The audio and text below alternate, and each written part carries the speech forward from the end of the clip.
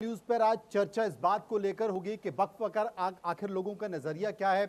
मुर्शिदाबाद पश्चिम बंगाल में जो हिंसा हो रही है हिंदुओं पर, उस पर नजरिया क्या है। फाजिल साहब जो कि मुस्लिम स्कॉलर हैं मेरे साथ मौजूद हैं, नाजिया इलाही मेरे साथ मौजूद हैं, उन पर चर्चा करेंगे। सबसे पहले फाजिल साहब, मैं आपसे पूछना चाहता हूं कि इस देश में वक्फ को लेकर बहस चल रही है, जोरदार बहस चल रही है और उसमें मुस्लिमों को आपत्ति है, जबकि देश की संपत्ति का मूल्यांकन एक बार बेहतर तरीके से होना चाहिए। क्यों नहीं होना चाहिए? देखिए, वक्फ बोर्ड पर सरकार की चीज़ों में क्या आपत्ति है, ये कानूनी विषय है जी। ये देश कानून से चलेगा और कानून का संरक्षण जो हमारी मूल भावना है प्रस्तावना, उसके अगेंस्ट आप कोई कानून नहीं बना सकते। ये हमारे देश के संविधान ने वादा देश से किया है। और हम आप कौन होते हैं कहने वाले, जब सुप्रीम कोर्ट ने उस पर आवाज़ उठा दी, सुप्रीम कोर्ट ने ही उस पर ऑब्जेक्शन कर दिया, फिर हम आप कौन होते हैं? अब सुप्रीम कोर्ट से ज़्यादा कानून तो हम नहीं जानते। और हम लोग ने गुहार लगाई, सुप्रीम कोर्ट हमारे देश के सबसे बड़ी पूरे न्याय कार्यपालिका की संचालन करता है, उनको देख रेख सुप्रीम कोर्ट करता है। तो हम लोग तो अब इसमें कुछ कहने की जरूरत नहीं है, पूरी सुप्रीम कोर्ट से बड़ा तो कुछ आप कह रहे हो कि कुछ कहने की जरूरत नहीं है, फिर इतना हंगामा क्यों बरपा हुआ? नहीं, हंगामा सिर्फ स्टूडियो में है, बात समझिए। सड़कों पर नहीं है? सड़कों पर भी नमाज के बाद काली पट्टी बांधकर विरोध नहीं हो रहा है? अच्छा, एक बात, बहुत अच्छा बात आपने उठा दिया। क्या असदुद्दीन ओवैसी इस बात का जिक्र नहीं करते हैं? क्या पश्चिम बंगाल की सड़कों में इस बात का जिक्र नहीं हो रहा है कि आज तुम्हारी जमीनों पर निगाहें हैं, कल तुम्हारी दाढ़ी पर होगा, फिर टोपी पर होगा और उसके बाद शमशान पर भी होगा? और बोलना है तो बोल लीजिए, फिर मैं इकट्ठे बोल दे। इकट्ठा बोल दीजिए। हाँ, देखिए, 200 लोगों को नोटिस दिया गया सिर्फ काली पट्टी बांध के नमाज पढ़ने पर जी, उत्तर प्रदेश के अंदर। उसी उत्तर प्रदेश के आगरा में तलवार लेकर हजारों लोग खड़े हुए, अखिलेश यादव को जान से मारने की धमकी दिए। इस देश में कानून है कि आर्म्स एक्ट के खिलाफ कार्रवाई होनी चाहिए, लेकिन सरकार ने एक भी एफआईआर लॉन्च किया? कोई भी तलवार लेकर सड़क पे नहीं निकल सकता, और किसी को जान से मारने की धमकी देना 506 की धारा में उस पर मुकदमा दर्ज होना चाहिए। अखिलेश यादव को सीधे सीधे जान से मारने, अरे अखिलेश यादव ने क्या बिगाड़ा भाई आपका? किसी को राजनीति करने का अधिकार नहीं है, पिछड़े जाति में किसी को प्रधानमंत्री बनने का नहीं अधिकार है। अगर अखिलेश यादव पिछड़ी जाति का बच्चा है, अगर देश का प्रधानमंत्री बनना चाहता है, आप उसको जान से मार देंगे? तलवार लेके निकला वो, मतलब सुप्रीम कोर्ट, देखिए क्या है उत्तर प्रदेश, काली पट्टी पे आप नोटिस भेज रहे हैं और तलवार पे जहां आर्म्स एक्ट में कार्रवाई करनी चाहिए आप बिल्कुल इसका जवाब नाजिया बहुत बेहतर तरीके से देंगे। नाजिया दी, जवाब दीजिए। देखिए, देश के चंद मुसलमान 22 करोड़ नहीं, हमने हैदराबाद ओल्ड सिटी में असदुद्दीन अवैसी की इस्लामिक मजलिस में जो मुसलमान देखा है वो 22 करोड़ मुसलमान नहीं है। जो जंतर मंतर में हमने मुसलमान देखा वो 22 करोड़ मुसलमान नहीं है। सर्वोच्च न्यायपालिका की जो याचिका दायर हुई है 70 से ऊपर हो चुकी है, उसमें सब नेता हैं, उसमें आम साधारण कोई मुसलमान नहीं है जो जाकर के वक्फ संशोधन बिल 2025 के खिलाफ जाकर के सर्वोच्च न्यायपालिका में कोई याचिका दायर किया है। असदुद्दीन अवैसी दायर करते हैं, ना डिग्री देश की, ना आदमी देश का, और ना ही उसकी पॉलिटिकल पार्टी इस देश की। पॉलिटिकल पार्टी कहाँ की? तो भाई कासिम रिजवी की, जिसने जो रजाकारी था, पाकिस्तानी मुखबिर था। अच्छा, हमारे देश में बैरिस्टर नहीं होता है, मैजिस्ट्रेट होता है, जज होता है, जस्टिस होता है, हमारे देश में बैरिस्टर होता ही नहीं है। अब ये आदमी अगर मुसलमानों को कहेगा कि तुम्हारी टोपी छिन जाएगी, तुम्हारी दाढ़ी छिन जाएगी, तो हमारे मुस्लिम इस्लाम में टोपी देवबंदी की अलग होती है, बरेलवी की अलग होती है, वहाबी की अलग होती है, शिया की अलग होती है, सुन्नी की अलग होती है। तो किसकी टोपी छिनने वाली है? या ये जो टोपी पहना रहे थे वो टोपी खुल गई है क्या? फाजिल साहब, किसकी टोपी छिनने वाली बताइए जी। पिछले साल या शायद 15-16 महीने पहले जब पार्लियामेंट की कार्रवाई चल रही थी, आर्टिकल 19 हमको दाढ़ी रखने का पूरा छूट देता है, मतलब हमारे फंडामेंटल राइट्स को प्रोटेक्ट करता है आर्टिकल 9। इसी पार्लियामेंट के अंदर एक सांसद ने आर्टिकल 9 को खत्म करने पर बिल ला दिया, मनोज झा, और लोगों ने, स्पीकर ने उसको अप्रूव भी कर लिया, जबकि प्रस्तावना की किसी धारा में आप ना तो चेंज कर सकते हैं और ना उसको बदल सकते हैं, ना खत्म कर सकते हैं। ऐसा संविधान में पास हो चुका है। मनोज झा ने जब उस पर ऑब्जेक्शन फाइल किया तब जाकर के उसको वहां रोका गया। जब इस देश में आर्टिकल 19 जो हमको नहीं, भारत के प्रत्येक नागरिक, हिंदू, मुसलमान, सिख, ईसाई कोई भी हो, और विदेश से आए हुए हमारे अतिथि हमारे देश में कोई रह रहा है, उसके जीवन की सुरक्षा करने, उसको फंडामेंटल राइट्स देना, हम उनको पूरा अधिकार देना, फंडामेंटल राइट्स का आर्टिकल 19 हमको प्रोटेक्ट करता है। यानी हमको कोई तिलक लगाने से नहीं रोक सकता, हमको कोई धोती पहनने से नहीं रोक सकता। बहुत से देशों में ये मेरे सवाल का जवाब नहीं हुआ। आप एक मिनट, बहुत से देश के अंदर आप हेयर स्टाइल तक नहीं रख सकते। बहुत से देशों के अंदर, मैं तालिबान की बात ही नहीं कर रही हूँ, आप भी एडवोकेट हो, मैं ईरान की बात ही नहीं कर रही। संविधान की व्याख्या कर रहे हैं। बाल नहीं दिख सकता, ये तो तालिबान में होता है, ये तो ईरान में होता है भाई। पाकिस्तान की लड़कियां तो आधी नंगी घूमती हैं, जो सबसे बड़ा इस्लामिक देश पहचाना जाता है और बोला जाता है। पाकिस्तान की लड़कियां जिस हिसाब से घूमती हैं, उस हिसाब से तो हमारे मुसलमान लड़कियां बेचारी हिजाब में ही निपटी रहती हैं। पाकिस्तान की लड़कियां तो बड़ी मॉडर्न होती हैं। पाकिस्तान की नहीं, देखिए ये सब अनर्गल बात है। अब दूसरी बात, मैं पाकिस्तान, सुनिए, मैं भारत, पाकिस्तान को देखिए, मेरी बात सुनिए पन्नू जी, आप देखिए देखिए आप मुर्गा अगर लड़ाएंगे, मनु जी, अगर आप मुर्गा लड़ना चाहते हैं तो हमको मुर्गा मत बनाइए। भारत, ये एडवोकेट है, भारत और भारत आप संविधान की बात कर रही है, पाकिस्तान के संविधान से नहीं आर्टिकल आपने कहा पाकिस्तान के संविधान से देश चल रहा है। अरे भैया, तो शरिया किसका है? जिन्ना का तो है। तो जाए ना जिन्ना, ये तो शरिया का गाना गाया हम तो संविधान से चल रहे हैं। ये थोड़ी प्रॉफिट मोहम्मद शरिया यहाँ कहाँ है? भारत में कहाँ है? अरे तो गए ना जिन्ना लेके अपना शरिया, चले गए ना, चले गए। चलिए, तो काहे के लिए यही सुप्रीम कोर्ट तो 3 तलाक बैन किया, तो काहे के लिए मातम किया? यही सुप्रीम कोर्ट तो बोला सीए, तो काहे के लिए मातम किया? उसके बाद अभी कह रहे हैं कि सर्वोच्च न्यायपालिका और संविधान से देश चलता है ना, तो यूसीसी मान लो, तब तो मातम हो जाएगा। हाय यूसीसी, हाय यूसीसी, काहे नहीं यूसीसी, काहे नहीं यूसीसी? तालियां भी बज गई। नहीं सुनिए, तालियां इसलिए बज रही है कि जब आपका फोन गया स्टूडियो से, तो किसी ने मुझसे कहा कि आप टोपी लगा के आइएगा। अच्छा, तो मैंने कहा मैं तो सिर्फ नमाज के टाइम टोपी लगाता हूँ, बाकी टाइम में नहीं लगाता। नहीं, हमने इनको नहीं बोला कि आप साड़ी पहन के, मैंने सुनिए मैं साड़ी ही पहनती हूँ, आप बोलने नहीं दे रहे। हमने बोला हम यहाँ पे एक पॉलिटिकल डिबेट करने आए हैं, तो मैंने आपके गेस्ट कोऑर्डिनेटर से कहा, भैया कोई नाटक मंडली खोल लिए हो क्या? जब मन करे टोपी लगा लो, जब मन करे साड़ी पहन लो, जब मन करे दाढ़ी लगा लो। अब कहोगे कि कोई नकली दाढ़ी लगा के आ जाओ, आपकी अभिव्यक्ति है ना, आपने नहीं सर, मेरी समझिए, आप एक नेशनल चैनल हैं, आप डिबेट की एक मर्यादा होनी चाहिए। हम इस देश के संविधान पर चर्चा करने आए हैं, हम इस देश के कानून पर। मैं नाजिया की बात नहीं कर रहा, मैं आपकी बात तो बोल रही हूँ ना। आप सुन लीजिए, मैंने अगर वो संविधान की बात कर रही तो मर्यादा बात नहीं कर रही। संविधान का आर्टिकल मैं देखिए, आप फिर मैं आपका नाम मुर्गा लड़ा रहे, मुर्गा मत लड़ाइए। अब ये फंडामेंटल मुर्गा कहाँ है? नहीं मुर्गा, आप वो क्या कह रही हो सुन लीजिए। दो पुरुष होते तो मैं मुर्गे की बात करता। दर्शकों को उनकी बात सुनने दीजिए और हमारी बात भी, लेकिन एक दूसरे से लड़ाइए मत। उनकी अपनी विचारधारा हो सकती है, मेरी अपनी विचार। आप लड़िए मत। क्यों लड़ूंगी? ये कह रहे कि मैं लड़ा रहा हूं। अब सुन लीजिए, वो कह रहे हैं दूध पीती बच्ची है कि सुनिए बात। 16 साल के बेटे की माँ हूं मैं, बताइए। कोई मुझे बेवकूफ बना सकता है क्या? फादिल साहब अब बोले हम, बताइए। बात सीए की हुई, सीए में भी हम लोग का ऑब्जेक्शन यही है, उसमें भी जब आप किसी को नागरिकता देते हैं तो नागरिकता देने में आप जात, धर्म, मजहब, लिंग भेद नहीं कर सकते। यानी हमारे देश का नागरिक, कोई नागरिकता, कोई विदेशी नागरिक भी आ रहा है, वो भी हमारा संविधान उसको पूरा प्रोटेक्ट कर रहा है। आप नागरिकता देने में भी जात, धर्म, मजहब का भेदभाव नहीं कर सकते। कौन कर रहा है? सरकार ने किया। वहां कहा कि हिंदू जो आएंगे उनको दिया जाएगा, लेकिन मुसलमान कोई आएगा तो उसको नहीं दिया जाएगा। अगर एक मिनट, अगर पाकिस्तान से भारत के बहुत से लोग चले गए पाकिस्तान, लेकिन आज वहां सबसे ज्यादा पीड़ित मुहाजिर का कौन है? भारतीय मुसलमान। उनके साथ भेदभाव किया जाता है और बहुत से लोग। पश्चिम बंगाल में क्या हो रहा है? अच्छा रुकिए ना, मुर्शिदाबाद में क्या भी आ रहा है? चुन चुन कर अब आप चले गए। मैं कहना क्या चाह रहा हूँ, हम इस सीए पे बात कर रहे हैं ना सर, हम सी अभी आ रहे उसी पर, आप बहुत जल्दी उतारे हो जाते हैं। धैर्य रखिए, बताइए ना, थोड़ा धैर्य रखिए ना। आ रहे पाकिस्तान के बाद ना मैं इस बात का जवाब दूंगी। आप सुन लीजिए, तब आगे बढ़ेंगे। जब हमारे देश में कोई मुसलमान जो पाकिस्तान चला गया और वो वापस आना चाहता है अपनी धरती, अपनी माँ पे, हमारी देश जो है, हमारी माँ का जन्म जहाँ हुआ, जहाँ हम पैदा हुआ, वापस आना, आपने तो उसका रास्ता रोक दिया। वो एक नेता है महाजिर कौमी मूवमेंट का, वो लंदन में छिपा पड़ा है। अगर वो वापस आना चाहे भारत में तो आप शेख हसीना को ले सकते हैं।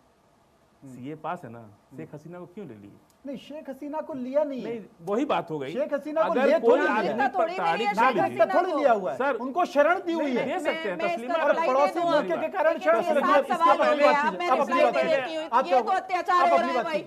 तस्लीमा नसरीन को भी दिए ना, पहले बात होगी फिर आगे बढ़ेंगे। तस्लीमा नसरीन को भी दिए। तस्लीमा नसरीन को तो असदुद्दीन अवैसी साड़ी खोल खोल के मारा था, साड़ी खोल खोल के मारा था, ब्लाउज नोच नोच के मारा था असदुद्दीन अवैसी, गालियां दे दे करके मारा था। नहीं, मेरे पास वो वीडियो है प्रूफ के तौर पर। अब आती है पहली बात कि शेख हसीना को नागरिकता नहीं दी गई है। ला इलाहा वाले ने ला इलाहा वाली शेख हसीना का इनर गारमेंट हवा में उड़ाया और उनको वहां से निकलने के लिए मजबूर किया, तब जाकर के बेचारी शेख हसीना को हिंदुत्व के देश में आसरा लेकर के अपने आप को बचाना पड़ा। दूसरी बात आती है 57 मुस्लिम इस्लामिक मुल्क से कोई डाटा अगर आया है, कोई लिस्ट अगर आया है कि इस्लामिक देश 57 मुल्कों में मुसलमान अत्याचारित हो रहा है, तो इससे बड़ी बात हमारे लिए और इससे बड़ी बात भारत के अखंड भूमि के लिए जीत और क्या हो सकती है कि इस्लामिक देश में मुसलमान अत्याचारित हो रहा है।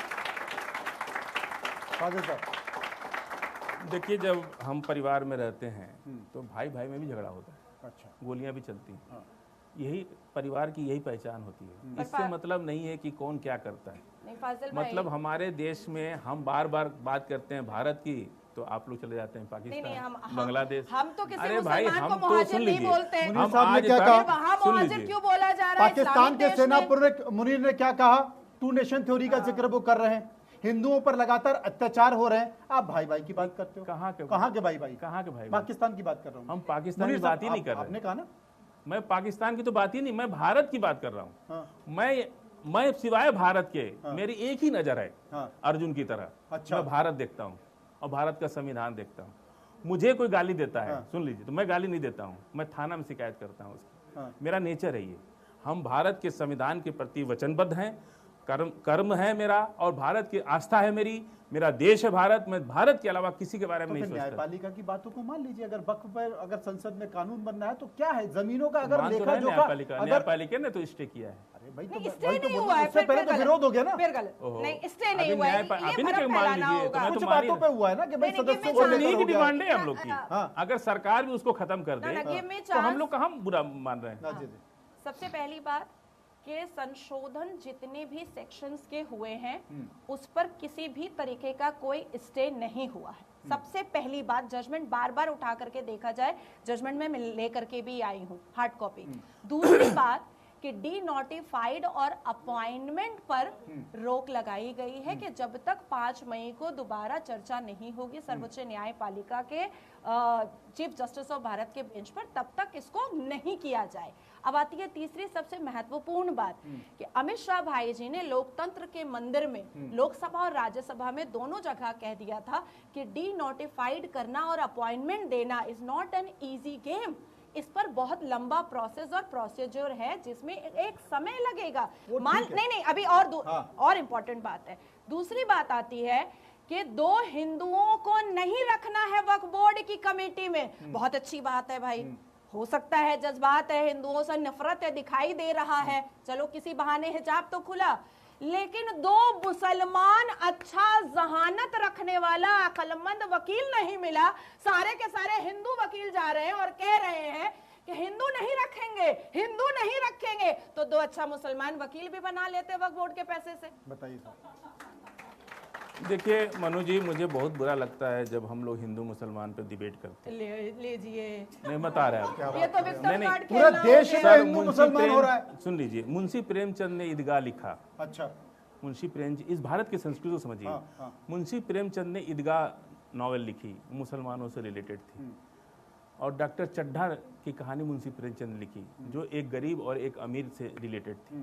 ये 2 चीज़ें जो हमारे देश में हम लोगों ने महसूस की है, इस देश को ज़रूरत मुंशी प्रेमचंद के डॉक्टर चड्ढा और सपेरे के बीच की जो तालमेल था उसको ख़त्म करने की ज़रूरत है, और मुंशी प्रेमचंद की ईदगाह के उपन्यास को लागू करने की ज़रूरत है। एक अहंकार से भरा डॉक्टर तो फिर आप क्यों ने गरीब सपेरे के बच्चों को नहीं बचाया। सुन लीजिए एक मनु जी, मेरी सर सुनिए, हमारे और इनसे देश नहीं चलेगा। अच्छा। देश व्यवस्था से चलेगा, संविधान से चलेगा। मेरा कहने का मतलब है कि अपने अहंकार से लबरेज होकर डॉक्टर चड्ढा ने गरीब सपेरे के बच्चे का इलाज नहीं किया, वो मर गया। लेकिन उसी गरीब सपेरे ने डॉक्टर चड्ढा के काटे हुए सांप के बच्चे का इलाज के उसको जिंदा कर दिया। देखिए, मुझे कहानी वहानी नहीं आती और शेर शायरी भी नहीं आती है। मैं 2 टूक बात करती हूँ। बार बार जो कहा जा रहा है कि देश न्याय व्यवस्था से और संविधान से चलेगा, आपातकाल की रानी ने 35A कहां से जोड़ा था?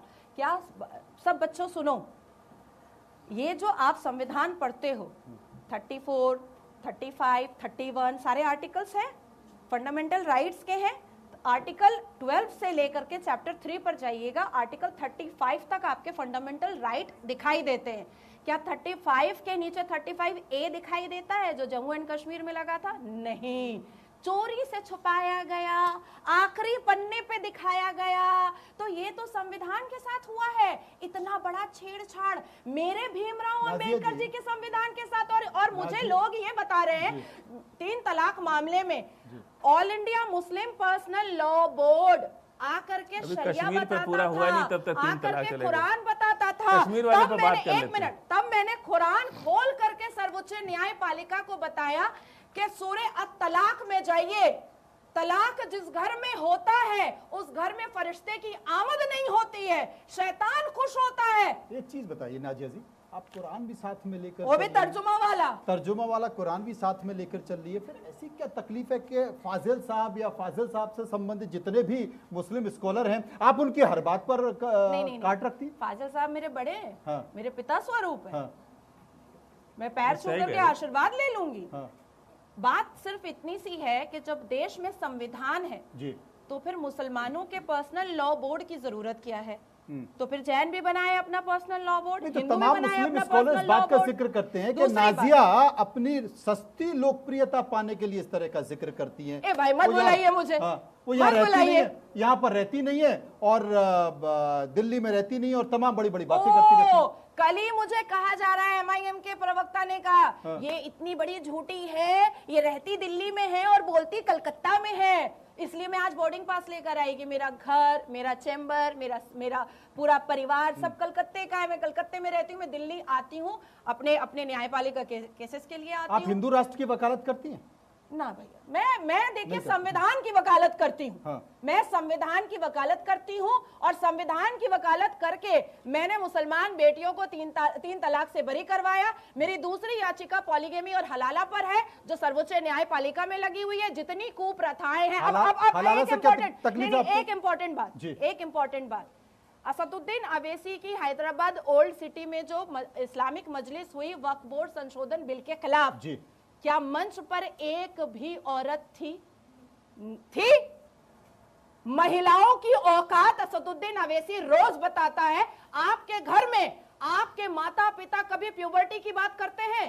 नहीं करते हैं। शर्म आती होगी, लज्जा आती होगी, लेकिन असदुद्दीन अवैसी लोकतंत्र के मंदिर में प्यूबर्टी की बात करता है कि age of marriage is age of puberty. क्यों माने हम असदुद्दीन अवैसी की बात? दूसरी बात आती है, साहब समाज में इस तरह की चीजों का विरोध होना चाहिए। मुर्शिदाबाद में नहीं बोलेंगे लेकिन फलस्तीन पे बोलेंगे। अरे भैया, तुम फलस्तीन के स्पोक पर्सन हो क्या? समझ रहे हो? डिबेट का एक लेवल होना चाहिए फाजिल साहब, किसी की स्तर होना चाहिए। अब स्तर गिरा करके अगर आप चले जाए, आप थोड़ी ना तय करेंगे। आप कुछ पूछना चाहती हैं? पूछिए। कोई सवाल आपके जहन में? हाँ बताएं। नमस्ते मैम। नमस्ते सर, मेरा नाम आदर्श मिश्रा है और मेरा सवाल सर से है, फाजिल साहब से। हाँ, फाजिल सर से है कि उन्होंने कहा अपने डिबेट की शुरुआत में कि आगरा में उत्तर प्रदेश में नंगी तलवारें लेके और ऐसा सब प्रदर्शन हुआ, लेकिन जो मुर्शिदाबाद में हो रहा है, आगरा में तो ऐसा कोई पलायन नहीं हुआ ना, लेकिन मुर्शिदाबाद में हो रहा है, उसके कारण तो पलायन हो रहा है ना। इस पे क्या कहना चाहिए? ठीक बात कर रहे हैं। आपको मुर्शिदाबाद के बारे में टीवी ने बताया ना, आप तो गए नहीं सर। आप तो वहाँ के नहीं है ना। वहाँ पे जो लोग, अब सुनिए, नहीं, आप गए थे क्या? फाजिल साहब बता देंगे आप सुन मुर्शिदाबाद में लीजिए। क्या हुआ। हाँ बताइए। बिहार से और उत्तर प्रदेश से टोपी लगा के मनीष, अनीस, क्या क्या नाम आया है, सब फर्जी थे। 100 से ज्यादा अरेस्ट हुए हैं लोग। अच्छा, जो 164 जब पुलिस अरेस्ट करती है ना तो 164 का बयान मजिस्ट्रेट के सामने होता है। तो जनरली जब हम जिस वजह से हम भोजपुरी हैं, अगर कोई मालूम हो गया कि आदमी भोजपुरी तो भोजपुरी में बोलने लगता है।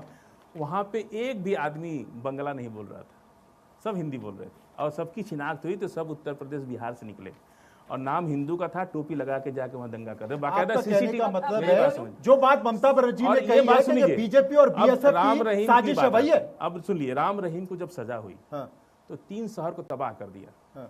कौन लोग, वो कहाँ से आ गए? वो कौन लोग थे जो 3 शहर को तबाह कर दिए? एक भी मुसलमान है वहाँ, तो मुसलमान की आबादी भी नहीं है। और इस तरह से सुन लीजिए, मतलब ये सवाल है कि देखिए, हिंदुओं आप का जो चाहे पलायन पश्चिम उत्तर बंगाल प्रदेश से का, हो रहा मेरी है, बात समझिए, पलायन हम भी दिल्ली आए जी बेहतर भविष्य के लिए ना, हाँ। हम भी तो अपने तो गांव वो से लोग पलायन। बेहतर भविष्य के लिए सर हैं। कोई भी आता जाता है अपने महिलाएं बेहतर रो रही भविष्य- हैं, उनके साथ जो घटा है उसकी कल्पना आप नहीं सर कर वो सकते। टीवी पे देखा मुस्कुराहट आपने। के काम नहीं चलता ना। नहीं, हम सुनिए, लोग लगातार आप रोज सीरीज सर, दिखा रहे हैं। आप टीवी पे देखिए, आप गोदी मीडिया है ना, बात अच्छा, अब समझिए। हम अगर हम आंखों के आंसू मुर्शिदाबाद दिखा पे रहे एक हैं मिनट। सर, तो वो गोदी आंसू मीडिया दिखा हमारे रहे हैं। आंसू नहीं नाज़िया जी, दिखाते आप। क्या आप मुर्शिदाबाद गई? आप मेरी बात समझिए, না একটু দাঁড়ান, একটু দাঁড়ান, অনেক কথা বললেন আপনি। जो हम तो बांग्ला बंगाल नहीं का है। जो बंगाल का बंगाली होता है, तारा खूब भालो करे बांग्ला बोलते जाने, और वो बहुत अच्छे से हिंदी भी बोलना जानता है, ठीक है। अब जो लोग पकड़ाए हैं, आप कोलकाता के Park Circus area, Hooghly area, Belilious road, Howrah, Tikiapara, Kela Bagan, नारकुल डांगा, बड़ा बाजार, कैनिंग स्ट्रीट, जकरगा स्ट्रीट, आप जाइए, प्रॉपर हिंदी बोलने वाले लोग हैं। आमियो बांग्ला खूब भालो करे जानी है, तो भालो बांग्ला बोली आमी केउ बुझते ही पारे ना कि हिंदीओ जाने। नहीं तो ये तो तो कह मैं तो रहे हैं। हिंदी नहीं, आप बोल सुन रही लीजिए, हूँ। अब मेरा तो ले क्या मैं लीजिए, अब इधर बांग्लादेशी मुँह कर हूँ? लीजिए आप। क्या मनु मैं जी, बांग्लादेशी हूँ? मनु, क्या अब मैं इधर यूपी देखिए की आप। हूँ? उधर क्या आप, मैं उधर हो बिहार गया। की हूँ? उधर आप अब मैंने इधर तो मुँह कहा, देखिए, आपको एग्जाम्पल दे दिया। जितना नाम इन्होंने बताया अब ये है- सब कलकत्ता है शहर पुलिस का का है। रिपोर्ट। एक मिनट ये है सर, ना जी, पुलिस एक का मिनट रिपोर्ट। रुकिए। पुलिस खुद कह रहा है कि कलकत्ता बंगाल के शहर से किसी लोग- भी, ये है पुलिस का ये रिपोर्ट। पुलिस का रिपोर्ट। ठीक है, और हम देख चुके हैं वो सब हम देख रहे हैं। कलकत्ता शहर से 60 किलोमीटर दूर जब आप जाएंगे देहात में थोड़ा, फिर मैं तो आपको हिंदी नहीं बोलने को मिलेगा। आसाम जाएंगे तो गुवाहाटी से जैसे ये 50-60 किलो दूर जाएंगे, आपको हिंदी नहीं बोलने को मिलेगा। मेट्रो सिटीज़ में लगभग सभी भाषाएं बोली जाती हैं, दिल्ली में भी बोली जाती हैं। और जैसे यहाँ हर जितने भी बम्बई में आप जाएंगे तो बॉम्बे में सब भाषा चलती है, लेकिन जैसे ही 70-80 किलोमीटर अंदर गांव में जाएंगे वहाँ मराठी के अलावा कुछ नहीं जानते लोग। तो ये हमारे देश की संस्कृति है। और मतलब आपने इससे तय कर लिया कि वहां पर साजिश हुई थी। अब एक बात सुनिए, दंगा में कभी भी ना, अगर हमारा आपका झगड़ा होगा, हम लोग एक मोहल्ले के हैं, तो कभी भी दंगा नहीं होगा। एक दूसरे से थोड़ा गाली वाली दे के थोड़ा अगल बगल के लोग आ जाते हैं, बात मैनेज हो जाती है। दंगा तब होता है, मैंने तो बहुत स्टडी की, बहुत इस पर मैंने काम भी किया, कई केसेस भी दायर करवाए हैं। बाहर से लोग आते हैं, प्लान्ड वे में दंगा कराने की साजिश तो रची आपके जाती है। कहने का मतलब है ममता बनर्जी जो कह रही है कि बीजेपी और बीएसएफ का मिलकर एक इलेक्शन- षड्यंत्र है, बीएसएफ वही है, ऐसा क्या? बीएसएफ क्या बोल रहे हैं आप? बीएसएफ कौन? ममता बनर्जी ने कहा है ना बीएसएफ क्या? कि बीजेपी बॉर्डर सिक्योरिटी फोर्स। तब तो थी भी नहीं वहां पर सिक्योरिटी फोर्स। नहीं, आपको वो यही गलत कह रही नहीं, है। गलत सुना आपने। ममता बनर्जी बोल रही है, नहीं, गलत सुना ममता आपने। बनर्जी बोल रही नहीं है कहा कि सर। बीजेपी और बीएसएफ का क्योंकि मिलकर देखिए, षड्यंत्र बंगाल में है। इलेक्शन है जी। बंगाल में इलेक्शन है, और जहां इलेक्शन होता है वहां दंगा होता है। ये बीजेपी का पुराना, आज से नहीं 70 साल से चला अब रहा मैं है। बोलूं प्लीज। आजादी से पहले से ये लोग दंगा अंतिम करा रहे हैं। प्रतिक्रिया बोलती हाँ। दुर्गा पूजा पिछले 8 साल से दंगा हो रहा है। सीएए आया था, 3 साल दंगा होता रहा। रामनवमी में हर साल दंगा होता है, 9 साल से मैं आई विटनेस हूँ, हो रहा है। होली में दंगा होता है, लास्ट ईयर बीरभूम में हुआ था। सीएए में ऑल बंगाल दंगा, लॉकडाउन में भी दंगा, और देखो कैसे पुलिस को लात मारता है लुंगी साहब। और उसके बाद वक्त पूरा दंगा। अच्छा, नुपुर शर्मा ने जो बोला था उस पर भी दंगा। तो क्या पश्चिम बंगाल में 365 दिन और पूरा सदी का सदी इलेक्शन होते रहता है क्या, जो इलेक्शन के लिए दंगा हो रहा है? अब आती है दूसरी बात कि ये पुलिस का रिपोर्ट है जो मेरे हाथ में है, जिसमें पुलिस ने खुद गवाही दी है कि नियर कंचन तल्ला मस्जिद and attempted to vandalize homes in the Hindu majority neighborhood।